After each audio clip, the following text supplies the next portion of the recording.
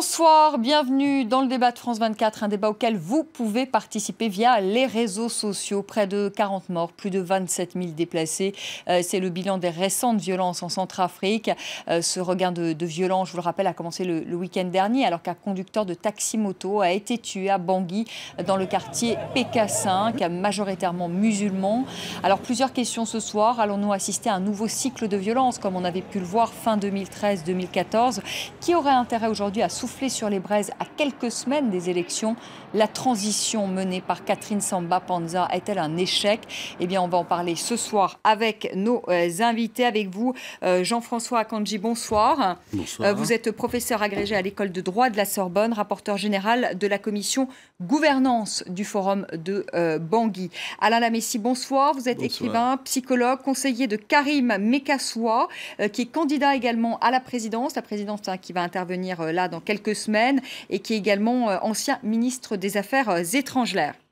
Louis Magloire Kemayou, bonsoir. Vous êtes journaliste indépendant, président du Club de l'information africaine. Et Florent Gel, bonsoir. Vous êtes directeur Afrique à la Fédération internationale des droits de l'homme. On va tout de suite partir, si vous le voulez bien, à Bangui. On retrouve Matteo Guidou, bonsoir. Est-ce que vous pouvez nous dire quelle est ce soir la situation dans la capitale centrafricaine ? Bonsoir. Eh bien, la situation à Bangui est toujours très instable. Le couvre-feu vient d'entrer en vigueur. Il est 18h10 ici à Bangui. Et pendant que nous parlons, il y a encore des combats sporadiques dans le 8e arrondissement, un quartier que l'on appelle combattant. Tout l'après-midi, les forces internationales de l'ONU, appuyées par les éléments de Sangaré, les forces françaises, ont essayé de libérer cet axe qui relie l'aéroport au centre-ville, et un axe qui traverse justement le fameux quartier combattant.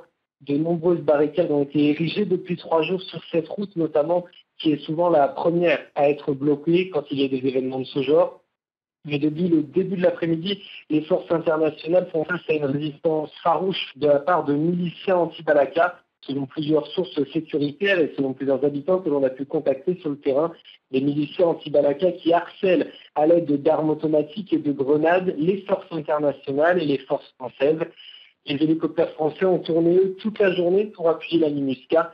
Et à cette heure, selon plusieurs sources sécuritaires, l'axe est seulement libéré en partie. Il reste des points de tension et l'on peut encore entendre des détonations plus ou moins régulièrement.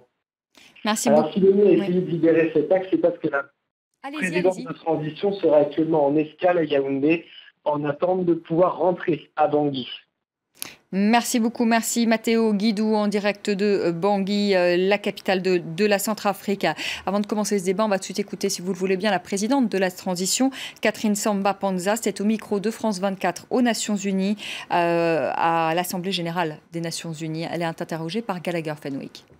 Écoutez, nous savons que les anciens dignitaires du pouvoir en République centrafricaine ont la volonté de revenir aux affaires. Ce n'est un secret pour personne.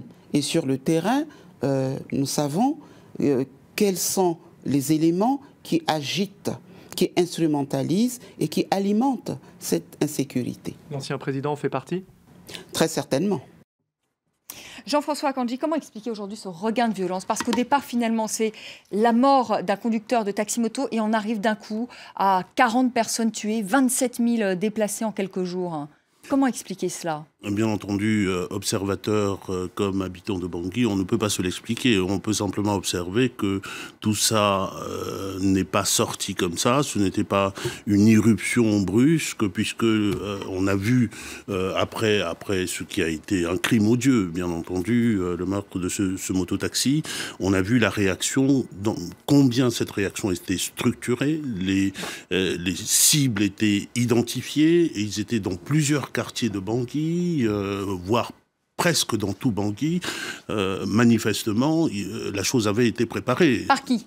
La chose a été préparée. Je ne peux pas, à partir de Paris, vous dire par qui. Simplement, elle a été préparée. Parce que ceux qui sont du côté de la transition affirment que ce sont des anciens qui étaient au pouvoir, et notamment que c'est des proches de Bozizé lui-même, qui tireraient les ficelles. Et du côté de Bozizé, on dit que c'est les gens de la transition qui attiseraient les violences pour pouvoir se maintenir au pouvoir et reporter les élections. Alors, compte tenu des cibles, moi, je suis tenté de considérer que c'était, au-delà du crime qui a été commis, c'était une forme de coup d'État. Nous avons une sorte d'écran de fumée d'écran de fumée, et derrière cet écran de fumée, on n'attaque pas la radio Bangui pour rien. À chaque fois que la radio Bangui est attaquée, c'est qu'il y a un coup d'État dans l'air. On n'attaque pas la gendarmerie pour rien.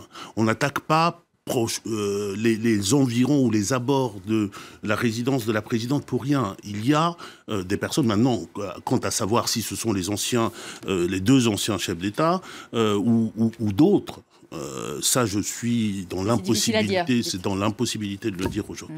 Alain Lamessi, je disais ancien ministre des Affaires étrangères, quand même pour nos téléspectateurs, de l'ancien président François Bozizé quand même, parce qu'il faut le souligner pour qu'on comprenne bien les choses. Qui a intérêt aujourd'hui à ces violences, selon vous ?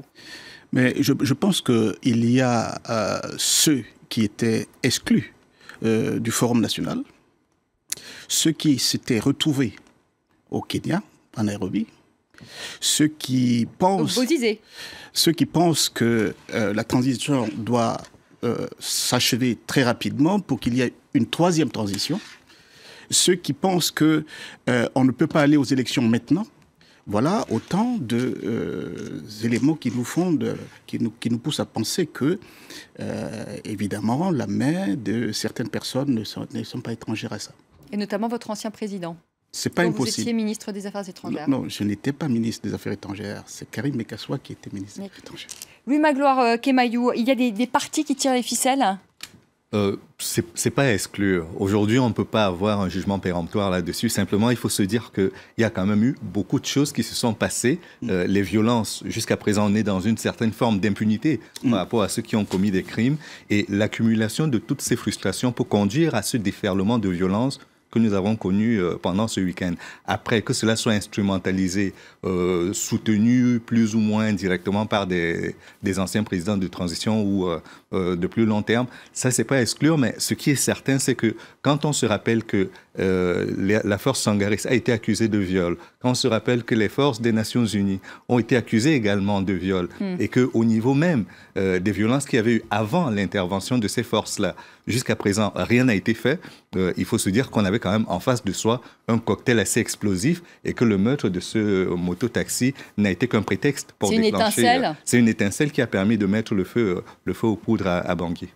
Florent Gel, je voyais acquiescer lorsque Jean-François Akanji parlait de coup d'État, qu'il y avait une sorte d'écran de fumée et qu'on aurait pu penser à un coup d'État, que ça avait en tout cas le parfum du coup d'État. Il y a 4 faits qui se sont déroulés simultanément et qui sont importants et qui expriment un peu cette idée de coup d'État.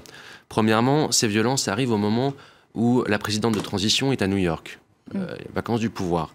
Des officiers des forces armées centrafricaines sont allés voir le président du Parlement de transition, qui est un ancien militaire, pour lui demander de prendre le pouvoir et d'assumer une troisième transition. Troisièmement, les anti-Balaka se sont attaqués à la prison de Bangui et ils ont libéré un grand nombre d'anti-Balaka miliciens ou personnes qui avaient été arrêtées pour violence ou suspects de violation grave des droits humains.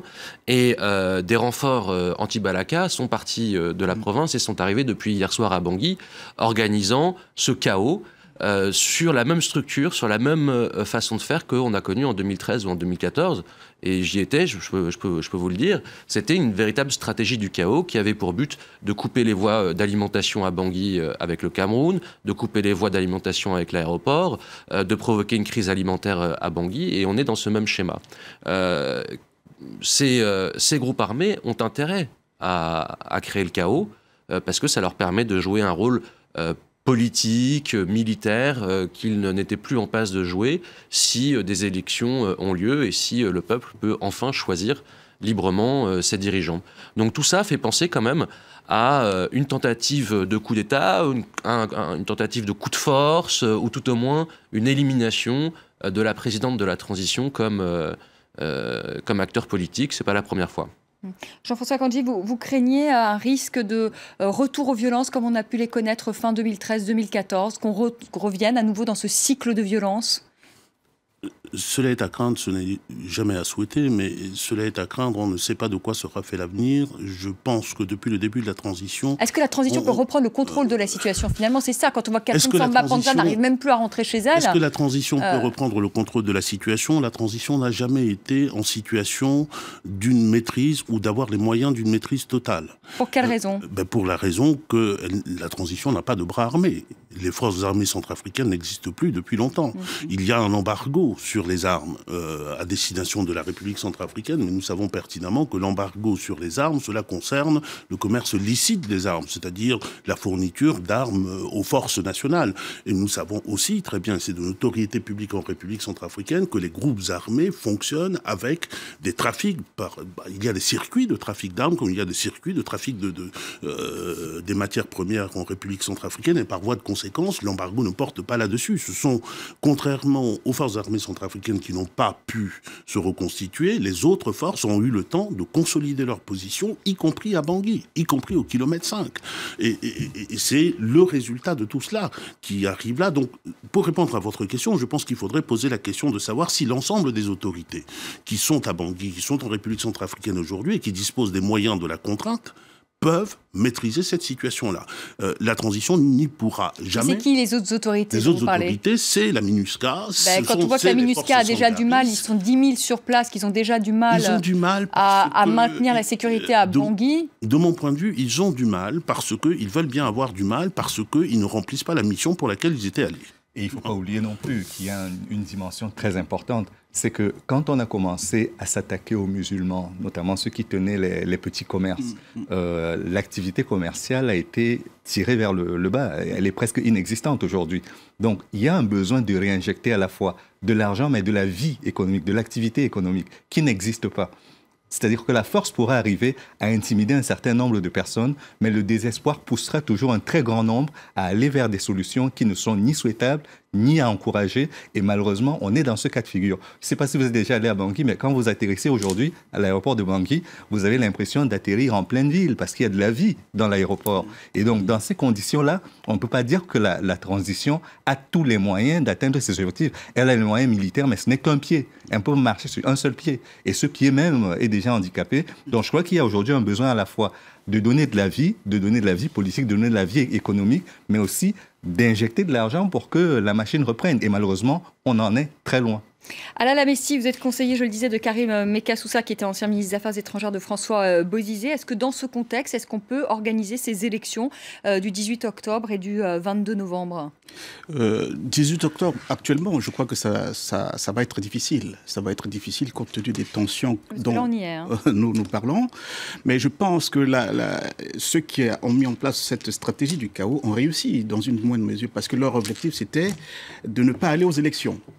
Et puis ensuite, le deuxième problème, c'est qu'arriver à raviver la tension entre musulmans et chrétiens pour pouvoir justifier leur présence, pour pouvoir justifier leur action, et puis aussi créer cette situation de sorte que finalement, ils peuvent prendre le pouvoir. C'est véritablement une tentative de coup d'État. Et ça, il ne faut pas avoir peur du mot, on le dira peut-être jamais assez, mais la volonté était de prendre le pouvoir, d'assumer une troisième transition, sans Samba Panza, sans les autres.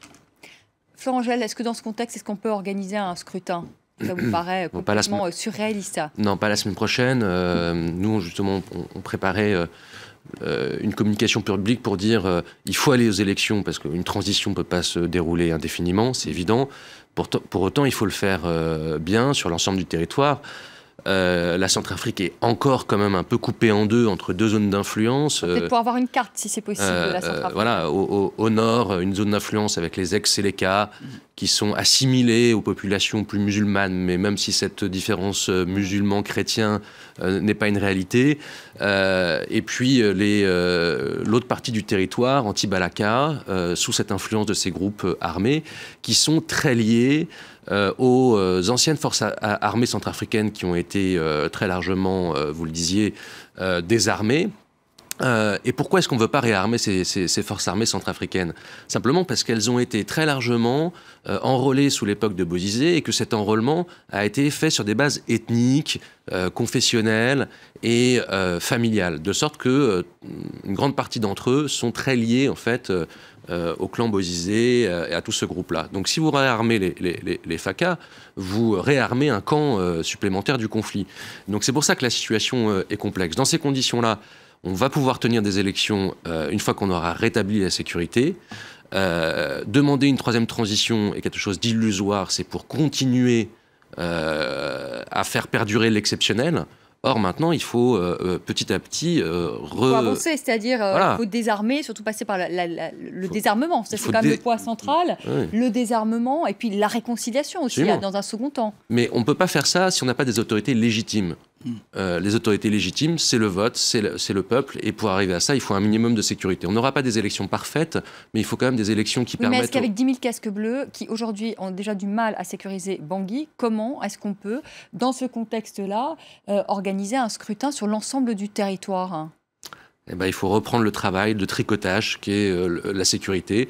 On a regretté un petit peu le départ des forces françaises parce que même si elles étaient, si leur mission est délicate, elles apportaient quand même des hommes supplémentaires et un savoir-faire. Il faudrait combien d'hommes aujourd'hui concrètement sur le terrain? Parce que là on en a 10 000. 10 000 c'est pas suffisant, ça suffit même pas pour Bangui. C'est bien simple. Au Kosovo, on a déployé 50 000 hommes sur un territoire qui était grand comme 2 départements français. La Centrafrique, c'est grand comme 1,5 fois la France et on a 10 000 hommes. Voilà. Ben, tout est dit. Voilà. Par ailleurs, je pense qu'il y a quand même une certaine forme d'amnésie des Nations Unies sur certaines situations en Afrique. On a vu dans un pays voisin qui a aujourd'hui fermé ses frontières avec la République centrafricaine, la RDC, ce qu'a donné le démantèlement de l'armée sans remplacement immédiat. C'est-à-dire que quand Mobutu est tombé, toute son armée a été démantelée. Et donc, cela a donné lieu à une crise aujourd'hui que l'on n'arrive toujours pas à résoudre à la fois au Kivu et dans l'Ituri. Cette situation-là, nous sommes en train de la vivre au niveau de la République centrafricaine parce qu'on a démantelé l'armée. On a vu les scènes où un militaire avait été lynché pendant la cérémonie même.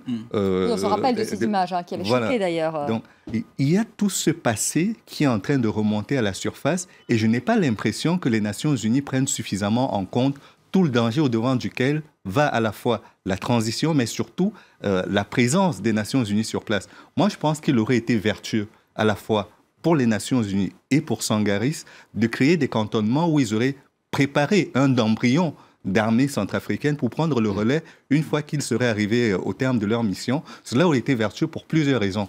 D'une, on aurait pu, de façon vertueuse, constituer une force réellement nationale qui défendrait la patrie. Et de deux, on aurait pu imaginer que le mandat des Nations Unies sur place n'est pas un mandat indéterminé, que c'est un mandat qui va prendre fin et qui prendra fin parce que sur le terrain, elle aura formé suffisamment de forces pour reprendre le relais, quadriller le terrain, permettre la sécurisation du vote. Mais ça c'est pas un peu dans le monde des bisounours, excusez-moi. Je parle pas de bisounours. Non, mais pardonnez-moi, mais quand on voit par exemple en Afghanistan que les Américains ont fait exactement la même chose et qu'aujourd'hui c'est le chaos, que ça prend peut-être quand même beaucoup de temps. Et ça nécessite beaucoup d'argent. Ce que je dis simplement, c'est que quand on a démantelé les forces en estimant qu'elles sont plus favorables à une force qu'à une autre, on ne doit pas laisser le vide. La nature a horreur du vide et aujourd'hui, le vide, il est là. Moi, j'aurais quand même 2 mots avant qu'on fasse le rappel des titres. Jean-François Kandji, vous parliez d'un coup d'État, un parfum de coup d'État. Est-ce que ce coup d'État est possible encore ce soir? Je rappelle quand même à nos téléspectateurs, et c'est ce que nous disait notre envoyé spécial sur place, Catherine Samba-Panza, pour l'instant, ne peut pas rentrer au pays. Est-ce que ce coup d'État est encore possible ce soir? Le coup d'État est toujours possible. Il faut prendre le coup d'État comme un élément d'un arsenal général. Il y a, en République centrafricaine, on disait tout à l'heure qu'il n'y a pas de vie économique, mais il y a des entrepreneurs en Centrafrique. Du désordre, de la violence, de la mort, et tout cela débouche aussi sur de l'enrichissement, parce que ce que l'on n'a pas dit, c'est que toutes ces zones qui sont occupées, c'est 2 tiers du territoire, les mines continuent à être exploitées, le trafic continue à se faire. Donc, mais il y a des zones qui demain peuvent prendre le pouvoir à Bangui, c'est possible? C'est possible.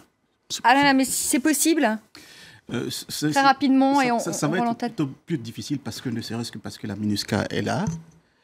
Elle va sécuriser autant que faire se peut certaines zones, les institutions, et donc ça va être relativement difficile. Mais en même temps, c'est l'occasion rêvée pour les fauteurs en eau trouble pour essayer de mettre le chaos dans le pays.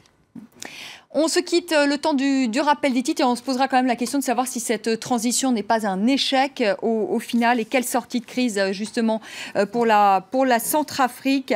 On parlera aussi du rôle de la France qui veut à tout prix de ces élections. On se demandera pourquoi.